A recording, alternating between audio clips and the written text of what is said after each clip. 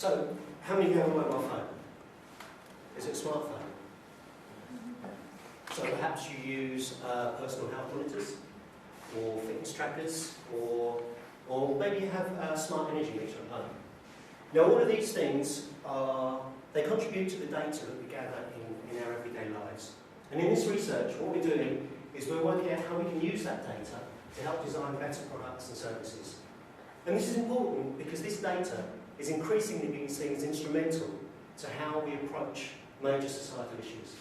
So, for example, the Department of Energy and Climate Change hope that the data from smart energy meters will be instrumental in leading to new services that flatten out peaks in demand and help meet environmental targets. So, excuse me. But most current approaches to gaining understanding and value from data are machine learning or statistically based. And this is very good at telling us what happens, but it's less useful at helping us understand why. Our approach is slightly different. We're interested in understanding why things happen and how we can intervene to improve things.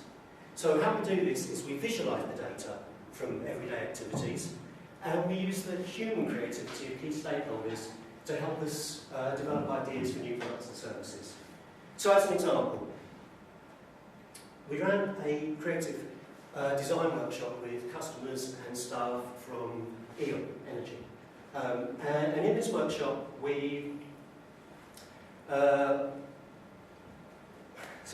visualised the energy from smart meter data, and we got the participants to describe who they thought the household that had generated this data might be.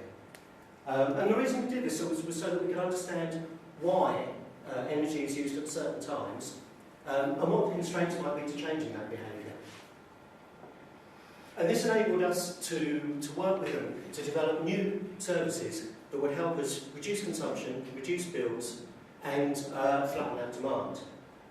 So in order to do this, in order to inform these, we've done some experimental studies in which we've looked at increasing ambiguity on different representational styles and different interaction styles.